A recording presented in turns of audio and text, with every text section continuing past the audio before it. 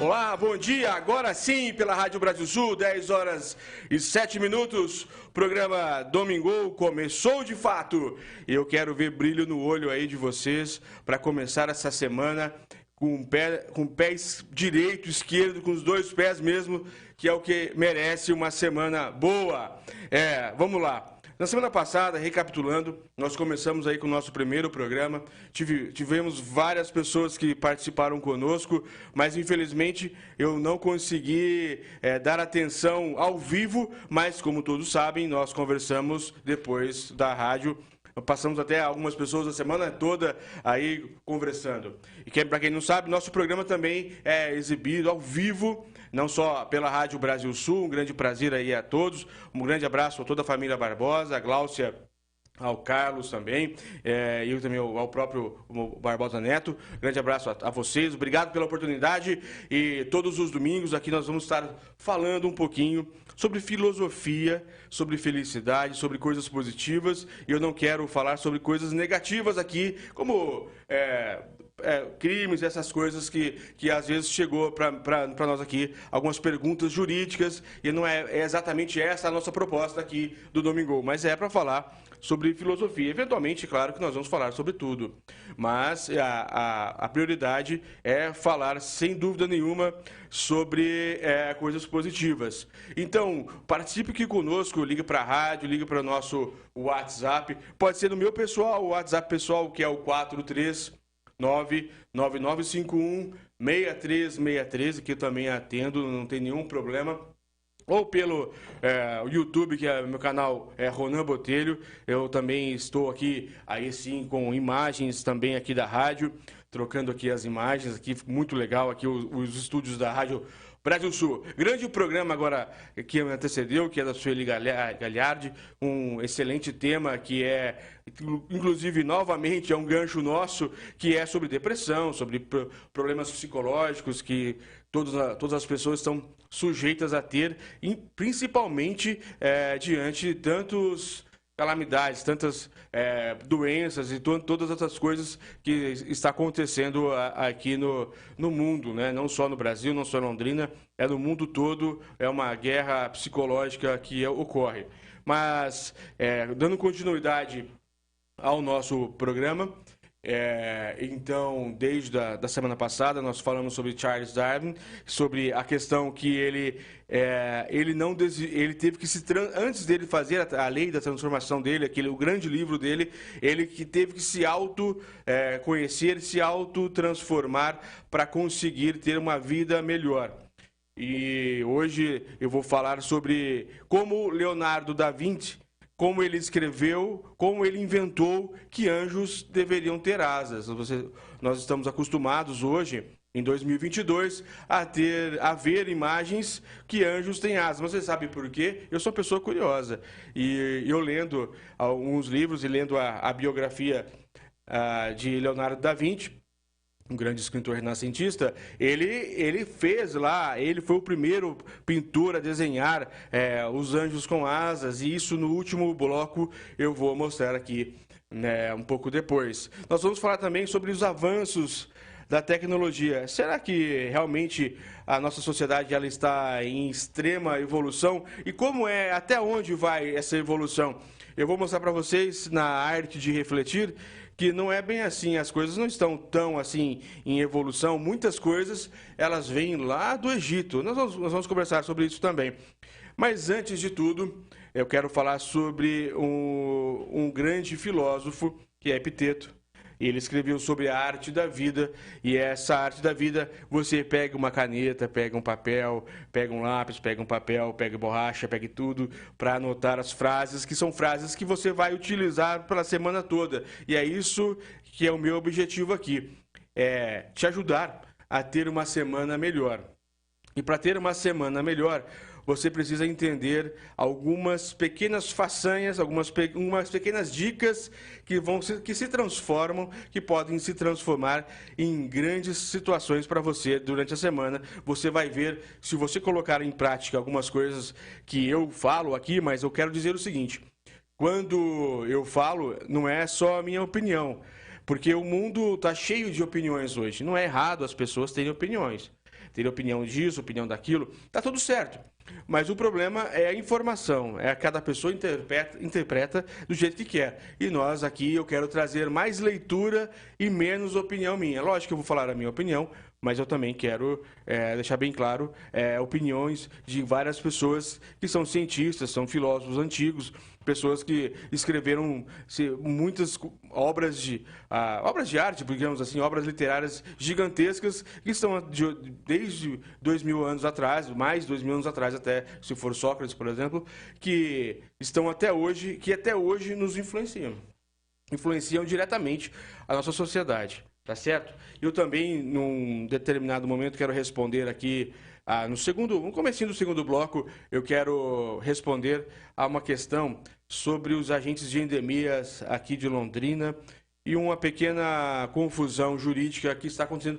Vou abrir só esse parênteses, porque os agentes de endemias, sem falar nomenclaturas, que eles têm várias nomenclaturas lá, mas colocando todas as pessoas que fazem parte desses agentes comunitários, que estão na rua, que estão na lida, sol, chuva e tudo mais, trovoadas nas costas, para tentar levar conscientização e também para fazer a limpeza de algumas casas, mas principalmente levar a conscientização de limpeza para as pessoas, para evitar vários tipos de doença, principalmente a dengue. Então, isso aí é importante para todos. Um abraço a todos aqui da Rádio Brasil Sul, claro, mas também eu quero agradecer as pessoas que estão nos acompanhando pelo YouTube, que vieram do Twitter. Nós estamos aqui, olhando aqui, são 526 pessoas. Um grande abraço, muito obrigado mesmo. Semana passada nós estávamos com 422, 423, hoje nós já estamos mais ou menos com 526 pessoas aqui acompanhando no YouTube, que nós fizemos a captação através do Twitter. Mas um grande abraço a todos e muito obrigado pela participação. Bem, vamos lá. Qual que é o ensinamento de Epiteto? Que eu vou ler e depois eu quero contar uma história que essa semana foi a Semana dos Avós, teve o Dia dos Avós, e eu tive a grata satisfação de ter a visita da minha avó paterna, que é a dona Lazinha Botelho. Muito obrigado, vó. Ela, inclusive, disse que assistiu e gostou, e aí ela me deu uma dica de um conto, que ela gosta muito de contar, ela gosta muito de ter histórias. E uma dessas histórias, várias histórias, eu vou falar aqui para vocês, mas uma delas eu achei muito interessante, que se encaixou com o tema de hoje, que é mais ou menos sobre estoicismo. E também não posso deixar de mandar um forte abraço à minha outra avó, assim, materna, a dona Darcy Vielewski. Um abraço a todos, eu amo-os a demais. Vamos lá. Saiba distinguir entre o que você pode controlar e o que você não pode. Felicidade e liberdade começam com a clara compreensão de um princípio. Algumas coisas estão sob nosso controle e outras não estão sob nosso controle. Sob nosso controle estão as nossas opiniões, aspirações, nossos desejos e as coisas que nos causam repulsa ou desagradam. Essas áreas são justificadamente da nossa conta porque estão sujeitas à nossa influência direta. Temos sempre a possibilidade de escolha quando se trata de conteúdo e da natureza de nossa vida interior. Fora do nosso controle, entretanto, estão as coisas com o tipo de corpo que temos. Por exemplo, se nascemos ricos ou se tiramos a sorte grande, enriquecemos de repente. É sorte. A maneira como somos vistos pelos outros ou qual é a nossa posição na sociedade também está fora do nosso controle. Devemos lembrar que essas coisas são externas, portanto, não dependem somente de nós. Tentar controlar ou mudar o que não podemos só resulta em aflição e angústia. Lembre-se, as coisas sob nosso poder estão naturalmente à nossa disposição, livres de qualquer restrição ou impedimento. As que não estão sob nosso poder, porém, são frágeis, sujeitas à dependência ou a determinados caprichos ou ações dos outros. Lembre-se, também do seguinte: se você achar que tem domínio total sobre as coisas que estão naturalmente fora do seu controle, você se tornará uma pessoa frustrada, ansiosa e com tendência a criticar os outros. Isso é uma parte do estoicismo de Epiteto, o que nos traz a excelente visão que as coisas que estão fora do nosso controle, quando acontecem, por exemplo, a opinião dos outros sobre nós, ou a frustração dos outros, ou a própria opinião mesmo da pessoa sobre determinado tema, essas coisas não estão sob o nosso controle. Então, quando acontecem, nós não devemos ficar tristes, nervosos, angustiados. Nós temos que nos preocupar com o que acontece dentro de nós mesmos, o que acontece conosco. E é isso que é a vida. Nós vivemos em sociedade, claro, pensando um no outro, o respeito um pelo outro. Mas nós precisamos entender que nós, para mudar alguma coisa, como dizia Gandhi, né? Que antes de mudar o mundo, mude-se a si mesmo. E é isso que nós devemos ter a noção exata do que é a vida. Melhorar a si para depois tentar melhorar a sociedade. Enquanto nós estamos agora vivendo num período que vai ser eleitoral, de política, e que as opiniões agora elas estão muito à flor da pele, todo mundo sabe tudo, todo mundo entende tudo. Então, não que você tenha que se omitir de discutir política. Não, eu gosto da discussão política e tudo mais. Mas saiba discutir política. Se a pessoa está um pouco exaltada, está nervosa, não critique esse nervosismo da pessoa. Talvez ela esteja confusa com o que está acontecendo. Então, você não precisa agredir a pessoa verbalmente também. Apenas ignore quando a pessoa não estiver bem. Respeite.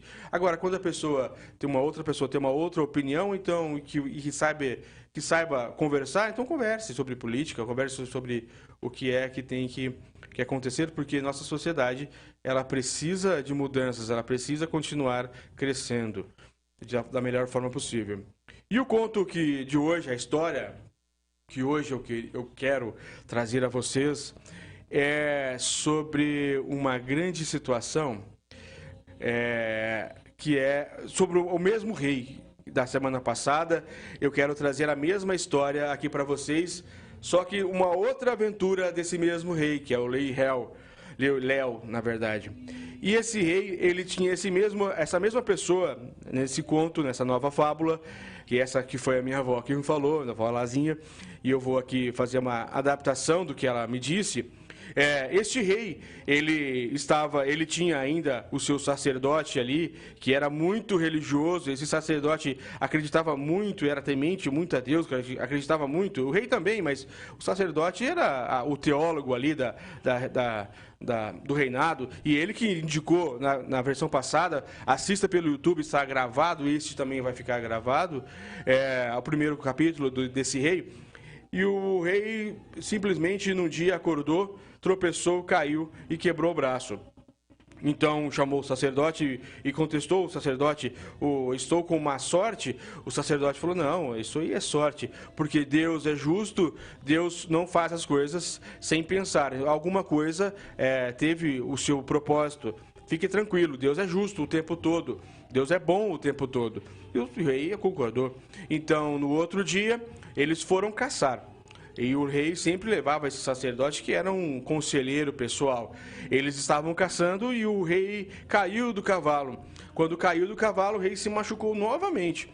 E o rei falou para o sacerdote: mas olha, eu caí de novo, isso é má sorte? Ou o senhor vai dizer que é Deus novamente? O sacerdote disse: não, Deus é bom, Deus é justo. Se aconteceu, é porque algum motivo tem. Então, fique tranquilo, confie apenas em Deus. E o rei, já um pouco desconfiado, mas mesmo assim, falou: tudo bem, vamos conseguir. Logo depois, esse rei caiu de novo do cavalo, mas dessa vez ele se machucou tanto que teve que amputar o seu braço. Quando o rei amputa seu braço, então ele diz ao sacerdote: não é possível que Deus queira que eu perca um braço, um rei tão famoso, tão rico quanto eu, numa caçada, eu perco o meu braço. E o sacerdote retoma: não, Deus é justo, Deus é bom, e isso aconteceu porque Deus quis. Algum motivo tem, eu não sei, mas eu confio e sou temente.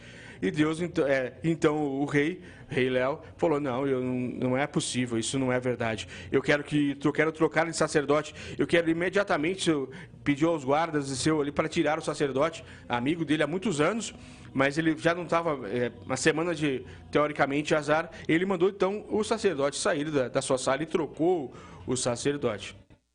No outro dia, ele foi novamente caçar, mas ele já estava com o braço enfaixado, ele já estava sem o braço, mas ele estava ali só acompanhando as pessoas. Ele foi com mais 3 pessoas para fazer a caça, porque era um dos lazeres dele.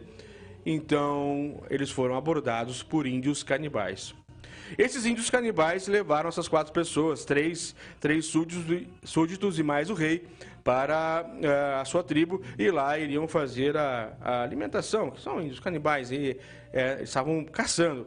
O rei estava caçando e os índios caçando pessoas dentro dessa fábula.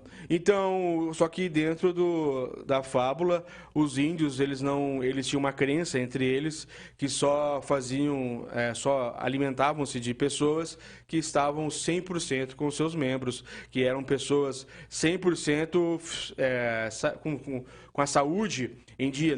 Eles não gostavam de fazer alimentação, ou tinham uma crença que não faziam alimentação com pessoas que aparentavam doença. Então, o rei foi poupado. As 3 pessoas que estavam com o rei foram devoradas pelos índios, e o rei, por ter o braço amputado e estar todo machucado, foi posto para fora, foi mandado embora. Alguns dias depois, o rei retorna ao seu reinado e imediatamente manda chamar o seu amigo, o antigo sacerdote, e lhe diz, olha, realmente tinha um significado. Aí o rei contou o que aconteceu ao sacerdote, e o sacerdote diz, então, seu rei, se o senhor não tivesse me mandado embora, se eu não tivesse perdido o emprego, eu teria ido com o senhor nesse dia à caça, e eu já não estaria vivo porque eu tenho 100% de saúde. Então, sempre que acontecer alguma coisa, sempre que um caso fortuito e força maior acontecer na sua vida, entenda que as coisas se justificam por si, seja pelas forças do universo, seja porque realmente uma força divina quis e assim trabalhou para que acontecesse. Por isso, a gente tem que ter essa noção que é preciso ter calma nos momentos de dificuldade e muita esperança para o que pode acontecer de bom, e que tudo tem realmente um significado.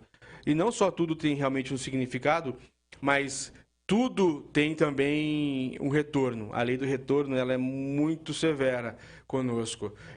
A possibilidade da gente fazer o mal para alguém e esse mal retornar, ela é simplesmente um ato que simplesmente acontece sim, tá bom? Então tenham essa visão. Mesmo que hoje você levantou mal, mesmo que essa semana não foi boa para você, mas algum motivo teve. E esse motivo, não tente, às vezes, saber o porquê. E na hora que eu for ler no segundo bloco agora sobre Leonardo da Vinci e falar a biografia dele, e principalmente como ele desenhou na cabeça que anjo teria asa, lógico que eu sei que os anjos querubins, eles têm asas, que os serafins também têm asas, mas Leonardo da Vinci, quando ele faz o desenho dele, ele não conhecia exatamente a Bíblia. Ele fez porque ele imaginou, ele teve ali algum tipo de uma luz, e essa luz é muito bem explicada na biografia.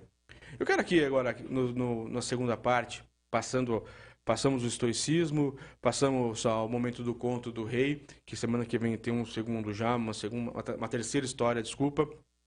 Hoje é 31 de julho, eu falo dia 31 de julho porque fica gravado no nosso canal no YouTube. Eu espero que vocês que estão ouvindo também se inscrevam no nosso canal, que também ouçam-nos lá. Eu quero conversar com vocês sobre a forma que o mundo tem feito as suas evoluções, que é o momento agora aqui da arte de pensar, que eu vou ler uma parte do livro de Paul Fidobelli, que é um grande escritor americano, e eu quero mostrar a vocês que nem tudo na vida a evolução ela está em pleno andamento, e que a gente não precisa ter 100% de preocupação em acompanhar a tecnologia, que muitas vezes a tecnologia ela não é tão assim, essencial, mas nós não podemos, nós não precisamos nos preocupar em ficar sempre se nos atualizando. É sempre bom nos atualizar, mas não precisa a preocupação. O ensinamento 70 do livro dele, que é Descarte o Novo em Folha. Olha como ele é o Robert Dobelli, ele é muito áspero no que ele escreve. São pequenos ensinamentos, são 2 páginas que a gente pode fazer uma reflexão muito boa. Então ele começa dessa forma. Como vai ser o mundo daqui a 50 anos? Como vai ser o seu dia a dia? Vai se cercar de quais objetos? As pessoas que refletiram sobre essas perguntas há 50 anos atrás imaginavam um mundo extravagante. Autoestradas no céu, cidades de vidro, trem-balas correndo entre arranha-céus. Viveríamos em cápsulas de plástico e trabalharíamos em cidades submarinas. As férias seriam na lua e a comida viria em pílulas.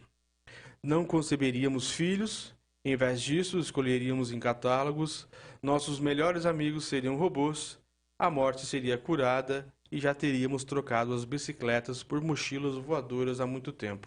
É assim que as pessoas viam em 1960, as pessoas mais futurísticas escreviam mais ou menos assim o mundo, 1970, até 80, escreveriam que seria mais ou menos assim a vida hoje, nos anos 2020, 2022. Mas espere aí. Olhe ao redor. Olhe ao seu redor hoje. Você está sentado ou sentada em uma cadeira que foi inventada no Egito Antigo. Você veste calças desenvolvidas há 5.000 anos e adaptadas por tribos germânicas por volta de 750 anos antes de Cristo. A ideia que deu origem aos seus sapatos de couro, a data era glacial, mais antigos do mundo. Na hora do jantar você usa garfo, um aplicativo matador, não é? Conhecido, mas que foi feito em Roma, para enfiar nacos, para o churrasco, em plantas também é a mesma coisa. Quanto tempo faz que nós não fazemos as mesmas coisas? Nada mudou. Muitas coisas nada mudam. Como vai ser o mundo em 50 anos? Agora às 10 horas e 30 minutos na Rádio Brasil Sul. Tem um livro que é feito, que ele fala que mais ou menos que, digamos que a maior parte da tecnologia que existe há 50 anos continua e vai nos servir por mais vários séculos. A tecnologia não é tão assim em desenvolvimento quanto nós imaginamos. E digamos que as tecnologias recentes sejam ultrapassadas em poucos anos. Por quê? Pense nas invenções como se fossem espécies biológicas. Tudo que conseguiu se manter ao longo de séculos de inovação provavelmente se manterá no futuro. Nós vamos continuar usando garfo, nós vamos continuar usando sapatos, nós vamos continuar usando calças, essas coisas. As tecnologias antigas já provaram o seu valor e elas possuem uma lógica inerente, mesmo que nem sempre sejam capazes, que a gente nem é capaz de compreendê-las. Se algo sobreviveu por eras a fio, é porque é eficiente. E tudo que é eficiente, tudo que é feito, que é bom para o ser humano, a coisa continua. Então, não existe uma evolução tão rápida e tão contínua quanto a gente imagina. Sem dúvida, assistiremos ao nascimento de aparelhos maravilhosos e geringonças praticamente mágicas. Mas a maioria desses dispositivos terá vida curta. Ao olhar o futuro, enfatizamos demais as invenções da moda e os melhores aplicativos dos últimos tempos, no exemplo do nosso celular, e subestimamos o papel das tecnologias tradicionais. Nos anos de 1960, só se falava de viagens espaciais. Logo, imaginávamos excursões escolares a Marte, agora nos anos 2000. Nos anos 1970, o plástico estava na crista da onda e assim sonhávamos em como seria a decoração das nossas casas e paredes, que seriam praticamente transparentes. Esses exemplos, como os anteriores para as novas e velhas tecnologias, cunhou uma palavra para esse fenômeno que se chama neomania, ou mania de novo.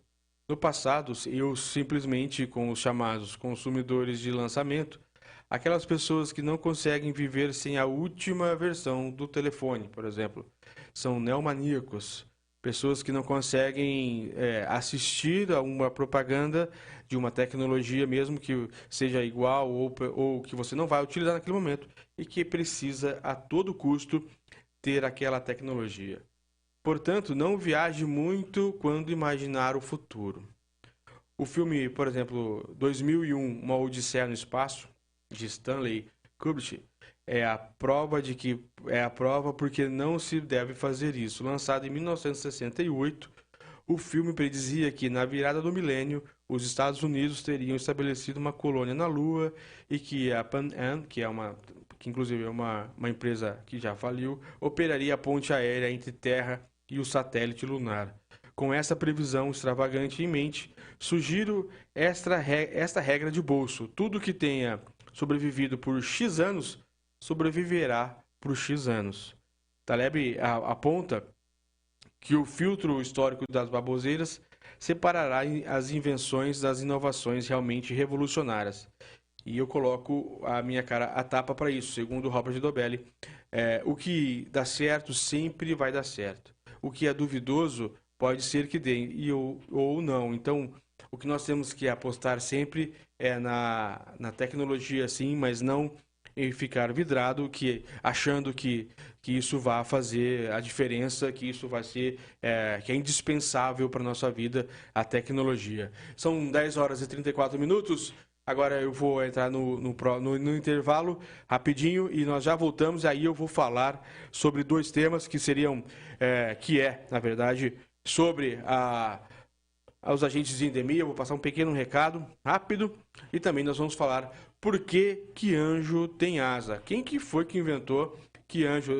Eu sei que está na Bíblia, em 3 partes na Bíblia, mas eu quero explicar a você quem foi a primeira pessoa que desenhou exatamente, que inventou esse desenho de como nós temos hoje os anjos com asas. Um forte abraço e até daqui a pouco.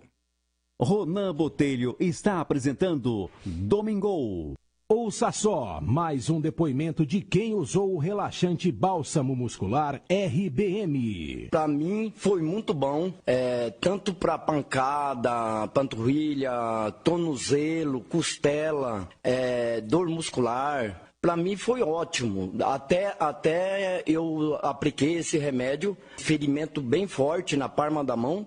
Com 2 semanas, sarou tudo. Usei 2 semanas, fechou tudo. Não precisou dar ponto, não precisou nada. Graças a Deus, o remédio foi ótimo. Recomendo. E não tem problema nenhum, tá? É muito bom esse remédio para pancada, para tombo, veio mau jeito. Destronquei o dedo, passei, sarou só com esse remédio. Quer dizer que aplicar certo, né? Usar corretamente. É muito bom. É bom demais. Relaxante bálsamo muscular RBM. Saúde e bem-estar para você. 3378-2100 ou 99924-1212.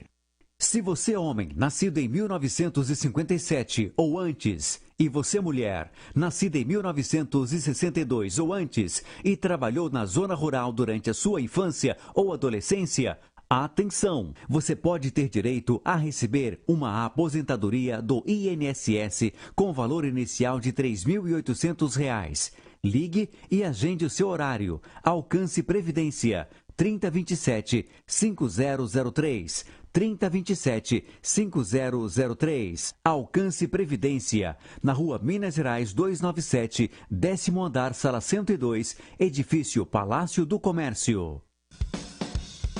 A melhor empresa do Brasil na área de lonas está em Londrina há 40 anos. Carga Pesada Lonas, do pioneiro Senhor Mauro e Dona Cecília. E agora com a nova loja com localização privilegiada. Produtos especiais sob medida para você. A pronta entrega. Visite a loja na Nassim Jabur 465, paralela à BR-369. Você caminhoneiro, você agricultor e construtor já sabe. Carga Pesada Lonas, 40 anos de tradição no mercado. na Sinjabur 465, paralela com a 369. Ou fale com o Vitor na Quintino Bocaiúva 822. Carga pesada, a marca da qualidade. Voltamos com o programa Domingo. Olá a todos, novamente estamos aqui pela Rádio Brasil Sul, 10 horas e 37 minutos. Nós vamos dar continuidade, logicamente, ao nosso programa Domingo, tanto pela Rádio Brasil Sul ao vivo, como também pelo YouTube, agora oscilando 500, 530 pessoas. Muito legal, muito obrigado a todos pela força. Espero que esteja legal o programa para continuar ali a ajudar vocês uma boa semana, que tenha uma boa semana. Agora o recado, rapidamente, que não é o tema do programa em si, mas eu quero conversar também sobre os agentes de endemia.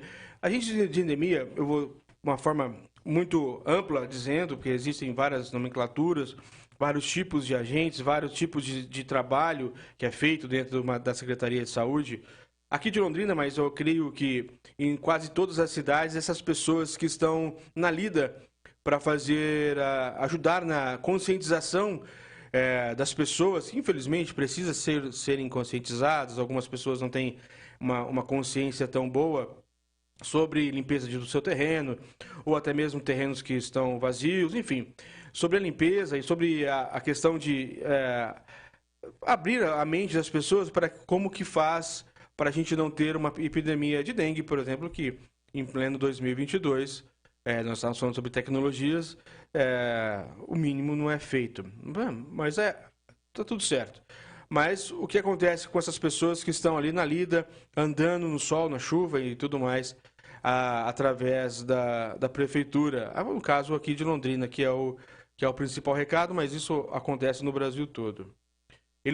Algumas pessoas foram contratadas a 30 horas. Essa é um grande ponto para trabalhar 30 horas durante a semana, ou 6 horas diárias. E normalmente, segundo uma lei federal, o contrato deveria ser 40 horas. Tudo bem, mas dentro da Prefeitura de Londrina, algumas pessoas são contratadas por 30 horas. Algumas cidades também são contratadas por 30 horas. E isso não há nenhuma ilegalidade. Na minha visão, não há a mínima possibilidade, e se quem tem a opinião diferente da minha, eu respeito muito, mas eu sou totalmente contra e sou convicto para dizer a vocês que não podem alterar o horário de trabalho de um servidor público assim, de uma hora para outra, que está trabalhando dentro de uma legalidade, que foi contratado para trabalhar 30 horas, não pode nenhum sindicato, nenhum advogado, nenhum prefeito, nenhum administrador público tentar enganar essas pessoas para dizer que só vai receber um piso salarial que é determinado por uma Constituição para se adequar ao que ele acha que é 40 horas. Não é assim que funciona. Para você alterar, e eu duvido que vai ser alterado aqui em Londrina para algumas pessoas, numa canetada, porque se você altera o horário de trabalho dessas pessoas, pode ser que as pessoas assinem na hora lá. Mas daqui a alguns anos, toda a sociedade de Londrina vai sofrer as consequências, porque essas pessoas vão entrar na justiça pedindo regulamentação das 30 horas, e aí vem toda a carga processual. Então, assim, eu acho errado da prefeitura só de cogitar, ou só do sindicato, sempre com respeito, mas só de cogitar trocar o horário dessas pessoas de 30 para 40 horas semanais, de 6 horas diárias ou 8, já é um grande abuso, eu acho, sabe? Um grande assédio, até assédio moral, para fazer com essas pessoas, para dizer que você só vai receber um teto, que a Constituição disse, se você se adequar ao que eu acho certo. Sem um parecer jurídico de verdade, só dizendo na boca, só dizendo o que é. Eu acho um grande equívoco, e eu queria, dentre outras coisas que existem dentro dessa celeuma, que eu não quero aqui me alongar, mas só para deixar claro, porque me fizeram essa pergunta, e como agora advogado, não como filosofia, mas só dizendo que eu acho, certeza, que não há nenhum tipo de obrigação para vocês aceitarem trocar de 30 para 40 horas. Não há nenhuma obrigação para ter o piso que é pela Constituição. Vocês não são seletistas, ou seja, vocês não são da CLT, vocês são contratados do município, são pessoas do Estatuto do município. E se o Estatuto do município, ao ser contratado vocês, ao contratarem vocês, vocês assinaram 30 horas, então o direito de vocês são 30 horas. Não tenho nenhum tipo de dúvida, tá bom? Bem, vamos falar sobre Leonardo da Vinci aqui na nossa reta final. Grande abraço a todos. Agora são 10 horas e 42 minutos, 528 pessoas no YouTube conosco. Grande abraço a todos do YouTube e um abraço a todos os ouvintes da Rádio Brasil Sul. Toda pessoa, sabe, ela tem uma força interna, uma força interior. Toda pessoa. Às vezes você não descobre, às vezes você não sabe, às vezes a pessoa morre sem saber, mas toda pessoa... Porque não que as pessoas são melhores que as outras. Às vezes uma pessoa ela estuda um pouco mais e faz o autoconhecimento. Quando você exerce essa autoconfiança interna, primeiro, depois externa, você acaba tendo... você descobre que você é uma pessoa maior, você descobre que você tem o brilho no olho, sangue no olho, enfim. E alguns mestres... que é o livro Maestria, que aí Robert Greene escreve, ele mostra quais são os mestres, como eles percorreram os caminhos. E um deles é Leonardo da Vinci. Ele é um renascentista, ele nasceu em 1519, enfim, muito tempo atrás. 1519 ele faleceu, na verdade. Ele nasceu em 1400 e pouco. Então, assim, e ele foi uma grande pessoa. E tanto é que foi um grande nome, um grande intelectual, que até hoje as suas obras fazem sucesso absoluto, como um dos maiores inventores, maiores artistas da nossa história. E uma das obras dele, não só os artistas, não só as obras em si, mas o pensamento dele de colocar asas em anjos, que foi a primeira pessoa. E dentro dessa leitura que eu vou iniciar agora, você vai entender como ele inventou, da onde ele viu que anjo deveria ter asas, e como é que ele desenhou. Não é só você fazer o desenho, você tem toda uma fase ergonométrica. Vamos lá. A força oculta, a força interna. No final de abril de 1519, depois de meses de doença, o artista Leonardo da Vinci teve a certeza de que a morte viria em poucos dias. Havia 2 anos que Leonardo da Vinci vivia no castelo de Clox, na França, como hóspede pessoal do rei francês Francisco I. O rei lhe proporcionara dinheiro e honrarias, considerando a incorporação viva do renascentismo italiano naquela época, que ele queria importar para a França. Leonardo fora muito útil para o monarca, aconselhando sobre todos os tipos de assuntos importantes, mas agora, aos 67 anos, sua vida estava prestes a terminar e seus pensamentos se voltavam para outras coisas. Ele preparou seu testamento, comungou na igreja e retornou ao seu leito à espera do fim iminente. Enquanto aguardava o próprio fim, vários de seus amigos, inclusive o rei, o visitavam. Eles perceberam que Leonardo se mostrava reflexivo. Em geral, ele não gostava de falar de si mesmo, mas naquele momento narrava as recordações de sua infância e juventude, insistindo no curso estranho e improvável que ele teve de vida. Leonardo sempre demonstrava forte sentimento de fatalismo e, durante anos, fora assaltado pela seguinte questão: existe algum tipo de força interior que faça com que todos os seres vivos cresçam e se transformem? Se essa força existisse, ele queria descobri-lo. E buscou indícios de manifestações em tudo o que examinava. Era uma obsessão de Leonardo. Agora, em suas horas derradeiras, tornava-se, de certa forma ou de outra, em relação ao enigma de sua própria vida, levando-o a procurar mais sinais de força ou sorte que determinara o desenrolar da sua existência e orientava até o presente. Leonardo teria começado essa busca primeiro refletindo sobre sua infância na comuna de Da Vinci, por isso que ele era Leonardo da Vinci, porque ele nasceu em Vinci. a uns 30 e poucos quilômetros de Florença, essa cidade italiana, né? O pai dele, Pietro da Vinci, era tabelião, baluarte de poderosa burguesia. No entanto, como era filho ilegítimo, Leonardo não podia frequentar as universidades, nem exercer qualquer uma das profissões nobres. Sua escolaridade foi mínima e, quando criança, ficava quase sempre sozinho. Gostava, acima de tudo, de caminhar pelos bosques de oliveiras aos redores de Víncia, na cidade, ou de seguir trilhas que levavam a um trecho muito diferente da paisagem.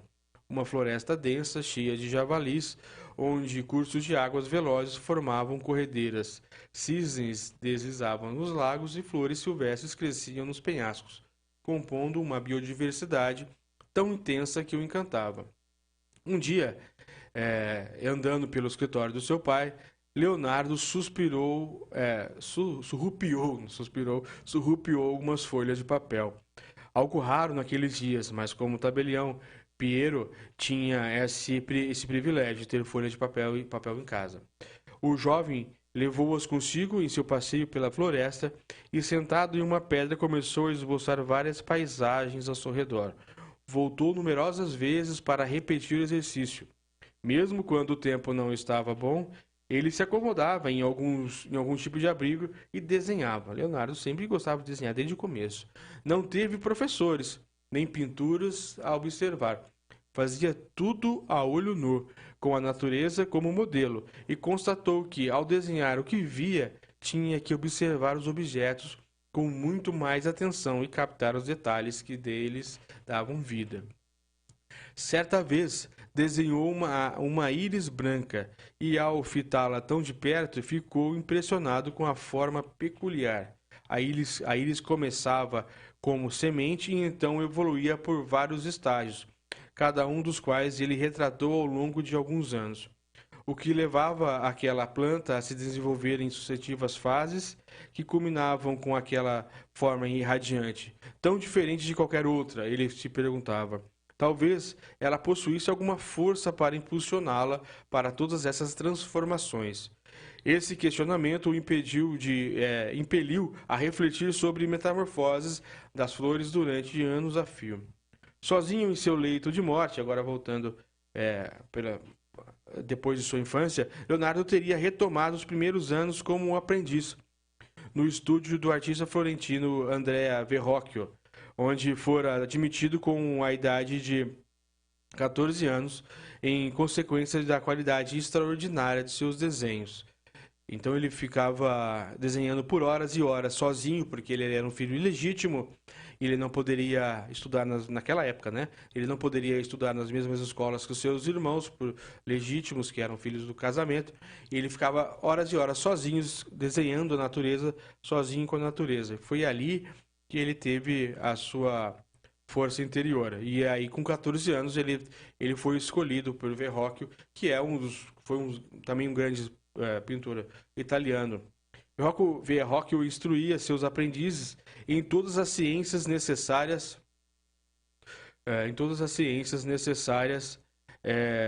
à execução dos trabalhos do estúdio, de engenharia, mecânica, química e metalúrgica. Naquela época, o artista não era uma pessoa só, um pintor, né? O artista era aquela pessoa completa, aquela pessoa que sabia de mecânica, sabia de química, sabia de matemática, sabia da língua em si, da gramática e tudo mais, e outras línguas. O pupilo demonstrou ânsia para aprender todas as disciplinas, mas logo descobriu em seu âmago algo diferente. Ele não conseguia se limitar a executar uma tarefa. Leonardo não fazia uma tarefa só. Precisava conferir-lhe um atributo pessoal que lhe tornasse característico dele próprio. Tinha que inventar em vez de apenas imitar. Leonardo nunca se limitou a apenas imitar, a apenas copiar a imagem de alguma coisa que ele via. Ele tinha que captar a imagem e também desenhar alguma coisa acima daquela imagem. Uma vez, como parte de suas incumbências no estúdio, pediram-lhe que pintasse um anjo em uma cena bíblica. Aqui começa a ideia do anjo com asa. Veja bem, concebida a Verrocchio. Ao realizar a tarefa, decidiu que daria vida ao personagem à sua maneira. No primeiro plano, diante do anjo, pintou um canteiro de flores, mas em vez de um conjunto de plantas corriqueiras, Leonardo desenhou as espécies as espécies que havia estudado com tanta minúcia quando era criança, atribuindo-lhes um rigor científico nunca visto. Para retratar a face do anjo, ele experimentou e combinou as tintas numa mistura que lhe conferiu uma radiância suave, transmitindo um ar sublime. No intuito de captar esse sentimento, Leonardo passava horas numa igreja local, observando o semblante das pessoas comuns imersas em preces fervorosas, até deparar com um jovem cuja expressão inspirou a de seu personagem. Por fim, ele resolveu que seria o primeiro artista a criar asas angelicais realistas. Para realizar esse propósito, ele foi ao mercado e comprou várias aves. Passou horas desenhando suas asas, reproduzindo com exatidão a maneira como ligavam o corpo à asa desses animais. Seu intuito era criar a sensação de que as asas haviam crescido organicamente dos ombros dos anjos e que os levaria a alçar voos a qualquer momento. Como sempre, Leonardo foi além. Depois desse trabalho, ficou obcecado por aves e seguiu em sua mente a ideia de que talvez os seres humanos pudessem voar mesmo. Olha, um avião sendo criado. Caso conseguisse desvendar as ciências do voo das asas. Então ele queria colocar anjos com asas e captou essas asas para ficar mais realista ainda. Ele comprou várias asas e começou a analisar como era o tamanho das asas, que nós já sabemos que é o dobro do tamanho do corpo, mas naquela época, em 1400 e alguma coisa, eles não sabiam exatamente como seria. Então, ele, organizando o pensamento, como é que as asas estão nos animais, ele conseguiu colocar até hoje é assim, como que crescem as asas das costas dos anjos. Nós sabemos que as asas existem desde a Bíblia, em anjos, mas nunca foi tão bem explicado, nunca foi desenhado. E foi Leonardo da Vinci que ao estudar as asas dos animais e colocar nos anjos, e após isso, ele imaginar mais um pouco que homens poderiam voar, foi que ele desenvolveu o primeiro... Ele não chegou a voar, ele chegou a planar, né? Alguma coisa do gênero, assim, uma outra grande história. Leonardo conseguiu, sem dúvida nenhuma, desenvolver um grande sistema. Leonardo, de certo, se lembrava do pior momento da rejeição de sua vida. No ano de 1481, o Papa pediu a Lourenço de Médici que reunisse os melhores artistas para decorar sua mais recente obra no Vaticano, a Capela Sistina. Lourenço enviou a Roma os melhores artistas florentinos, à exceção de Leonardo. Na realidade, eles nunca se relacionaram. Lourenço era um tipo literário imerso aos clássicos, por isso que Leonardo não era clássico. Leonardo fazia como ele bem entendia. Leonardo não lia latim e tinha pouco conhecimento dos autores da antiguidade. Por natureza, seus pendores eram mais científicos. No entanto, a causa básica da rejeição de Leonardo foi outra. Ele detestava a dependência imposta aos artistas, que tinham que conquistar favores dos poderosos e sucessivas encomendas, e ele se cansara de Florença. Assim, decidiu que mudaria tudo em sua vida, procuraria estabelecer em Milão e adotaria uma nova estratégia para prover seu sustento. Leonardo cansou de ser pintor comum e foi ser, então, outra pessoa. Inclusive, ele teve aqui, nós não podemos continuar na próxima semana com essa história, porque inclusive, quando ele se encontra com Michelangelo, e eles fazem várias esculturas para fazer como se fosse um contra o outro, como se fosse um fla-flu. Muito interessante. Então, nós estamos aqui na Rádio Brasil Sul às 10 horas e 57 minutos, agora já no final do nosso programa. Quero agradecer a todos, espero conseguir cada vez mais um pouco um pouco mais de conhecimento e trazer aqui a vocês. Na próxima semana, às 10 horas, nós estaremos aqui na Rádio Brasil Sul. E eu quero dizer uma novidade aqui no final, a todos aqui que estão nos ouvindo na rádio e também as pessoas que querem ou estão ouvindo ao vivo no YouTube ou estão ouvindo a regravação, estão ouvindo o que está gravado. Nós, na próxima semana, não neste domingo, no outro, que é dia 7 de agosto, para o dia 8, nós vamos iniciar aqui um programa também de domingo, que é dia 7, que é no domingo, mas aí nós vamos iniciar o programa, além deste, das 10 da manhã, de 1 hora, nós também vamos ter um corujão, que seria das 11h30 da noite até as 3h30, vou pegar um livro inteiro, nós vamos começar às 11h30, nós vamos terminar às 3h30, um livro inteiro. Eu vou ler Napoleão Hill, Mais Esperto que o Diabo, que é um livro onde ele ensina as artimanhas do diabo. É o livro mais lido no mundo, mais vendido no mundo, que ele fala logicamente, sobre algo ruim, mas ensina como pessoas boas podem se prevenir das tentações que a vida tem, sobre vícios, sobre drogas, sobre álcool, sobre tudo que é em excesso, errado, sobre a avareza, todos os pecados capitais, como que o diabo faz.